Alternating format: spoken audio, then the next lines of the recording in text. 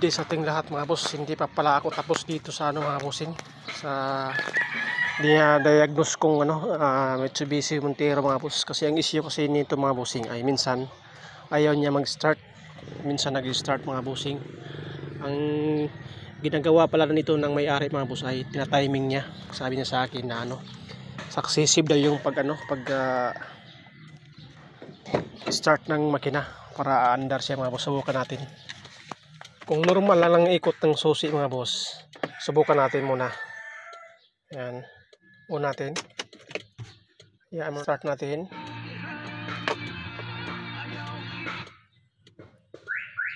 Yan. Yan o.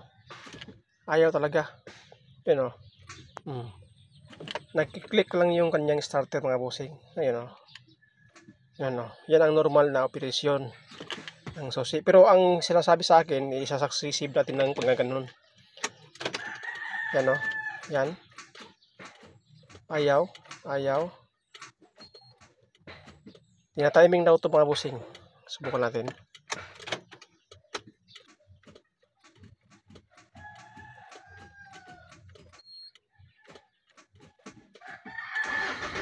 Yan o.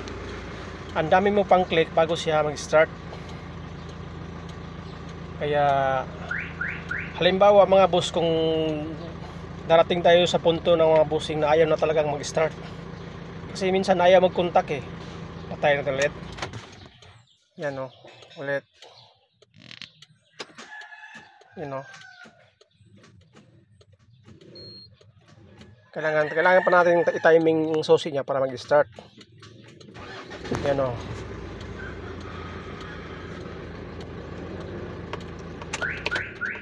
Try ulit bago natin magdesisyon na tingnan yung linya ng starter ng wire at saka yung starter mismo. Ulit natin. Wala. Again. Yan. Yan mga boss.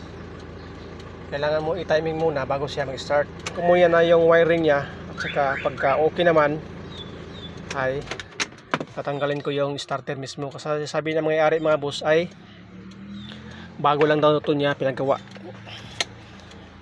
Yan mga boss, i-update ko kayo pag matanggal ko na yung starter or matroubleshoot ko na yung wiring na papuntang starter motor mga bossing.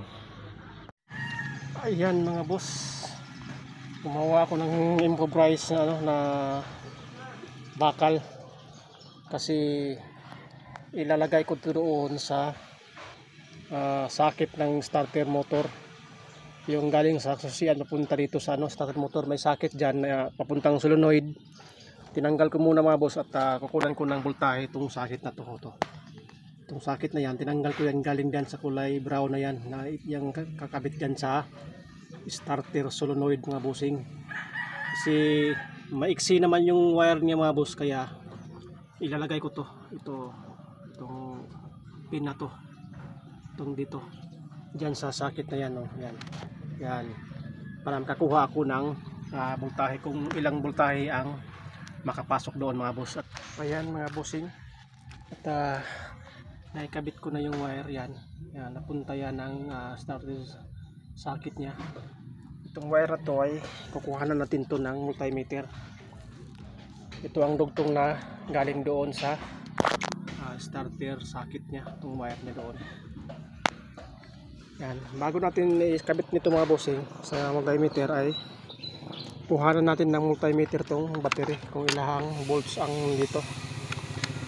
Lagay natin sa DC current, tapos lagay natin to sa positive, tapos kuhanan natin ang voltahe nya.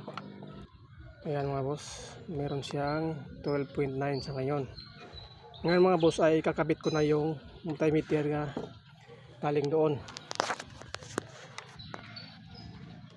Ang gagawin lang natin mga boss, itong test probe ay lagyan natin dito sa ay itong negative ay ilalagay natin simple dito sa negative ng baterya para makakuha tayo ng voltahe o magka reading man siya mga boss. Yan mga boss, okay na. Ito na yung wire galing doon sa sakit. Tapos terminal ng battery. Kailangan na may makuha tayong reading mga boss na 12 pataas. 12.9 yun sa kanina. Dapat may 12 na 0.5 or 0.7 mga bossing ang ma-reading natin dito sa kanyang 5 meter. Medyo may ilaw mga bossing, kaya yan muna natin, at least makita naman. I-start ko yung makina mga boss, at kailangan makakuha tayo ng reading dyan. So i-start, tingnan natin mga boss.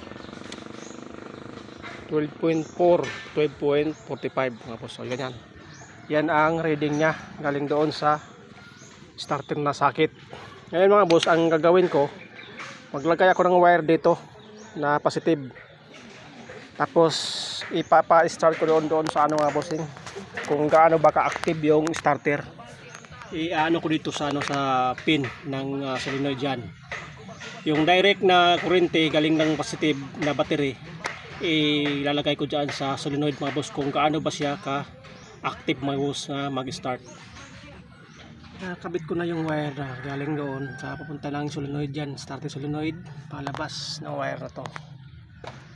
Itong wire na to, ganyan. Ngayon mga boss ay subukan natin itong i-direct ng battery, kung gaano ba siya ka-active. So, gawin natin mga boss ay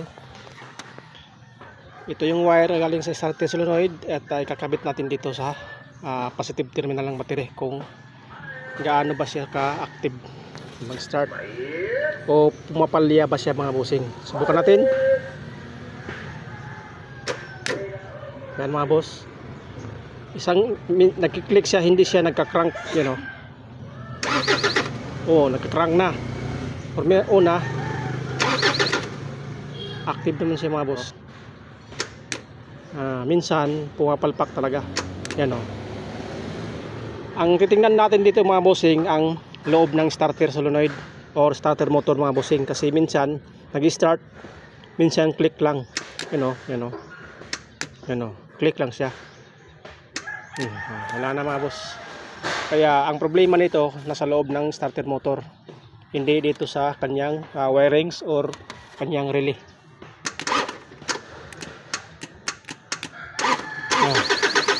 Minsan nagko-contact, umiikot ang kanyang bindix, minsan hindi.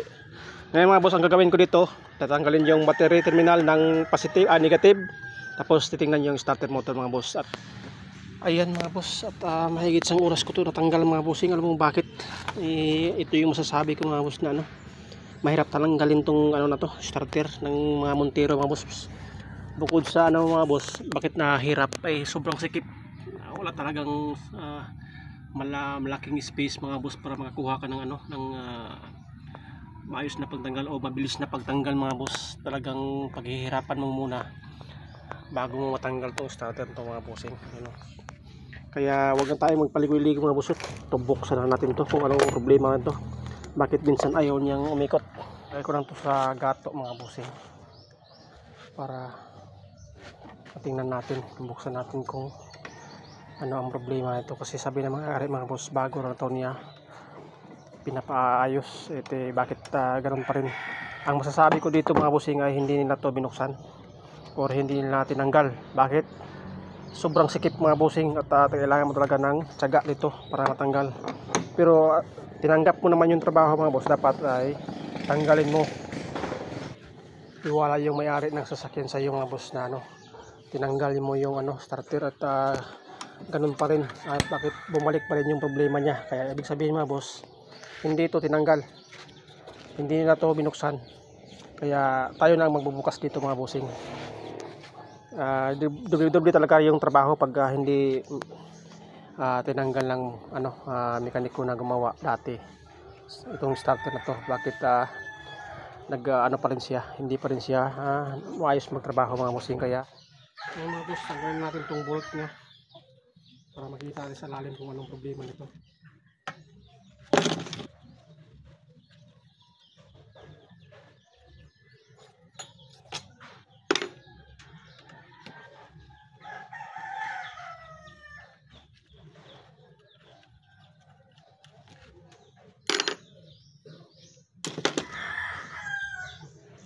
Lalim kung anong problema nito.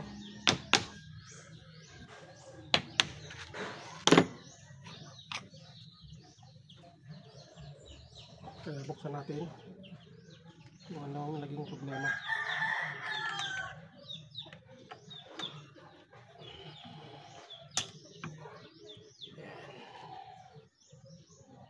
Maayos naman yung ano niya mga bossing.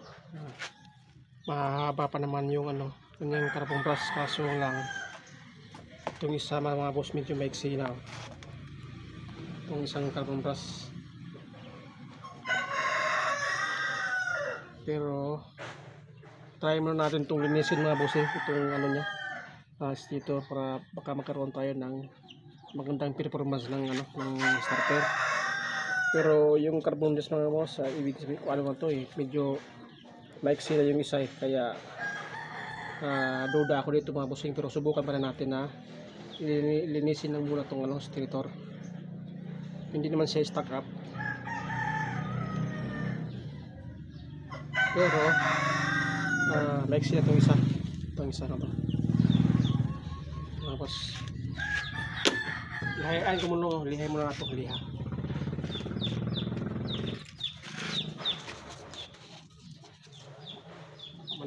Madumi na kasi mga boss ito. Kaya kailangan ng linisan.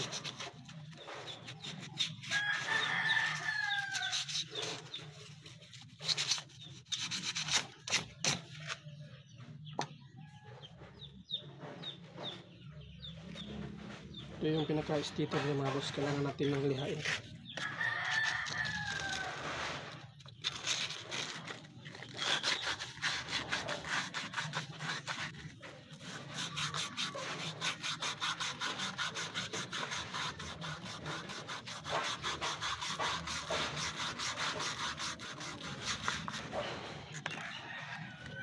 Yan mga boss, yan. Pero kulang pa yan.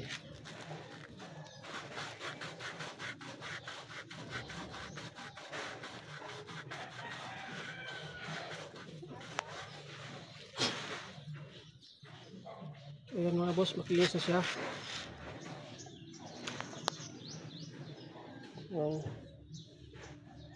Kaya ibalik na natin to. Bago natin ibalik yan, linisin natin yung mga gilid-gilid niya.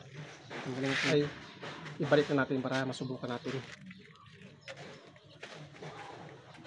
Ayan mga boss, napahanginan ko na itong mga bossing. Dapat itong mga carbon brush na itong mga boss ay hindi siya stuck up. Pag tinutulak natin ay malambot siya at bumabalik. Kaya pisilin natin bago natin i-kabit doon sa kanyang stator. Yan, hindi naman siya mga stuck up mga boss. Kailangan kasi mga boss ay lumalapat yan dito sa kanyang stator. Yan. Kaya nga lapat na lapat siya. Itong negative at saka itong positive. Ito positive to mga boss, ito ay negative. Itong dalawang yan. Kailangan yung dalawang yan ay lapat na lapat. Kaya ibalik na natin ito mga boss, para masubukan natin kung maayos pa siyang gumagana. Masikip. Kaya saglit lang. Ayan mga boss, sa pagkabit naman itong itong housing niya or mga carbon brush sa kanyang stator ay sikwatin nyo lang yung manipis na bagay mga bossing, katulad ng mga ganito. Ito blade ng lagari ng bakal, i-kalsod nyo lang doon sa carbon brush, sikwatin nyo palabas para papasok tong housing mga bossing. Yan mga boss, at nalinis ko na kahit paano, nalinis ko na yung starter at nahanginan ko lang sa ilalim.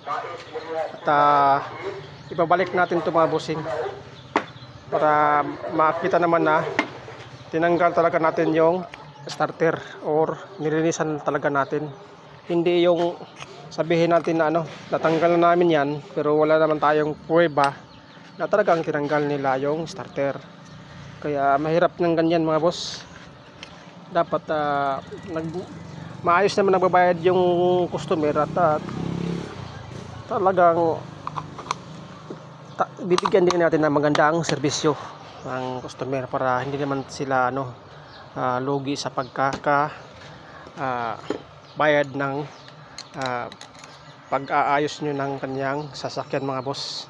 Naman inabayaran tayo ng maayos at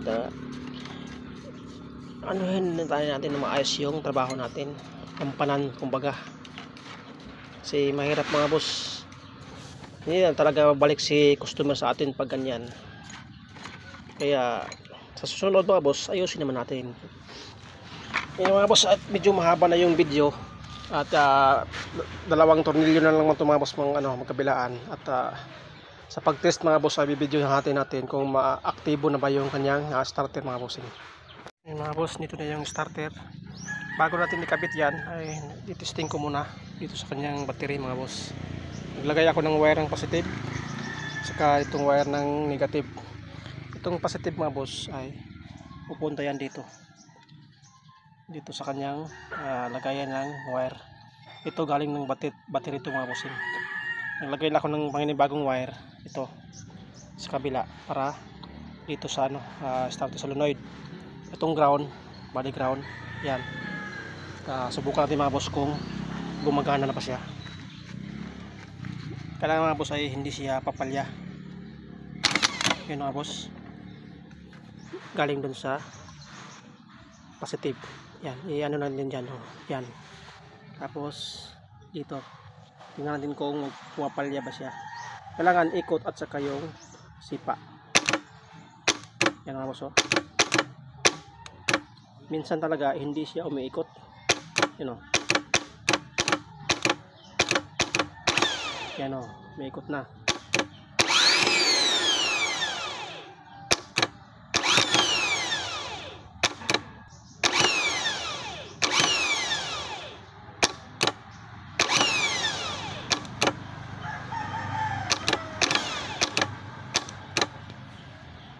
Nilinis ko na yung mga bossing, itong starter, pero mayroon mga times pa talaga na ayaw niyang umikot yan mga boss. At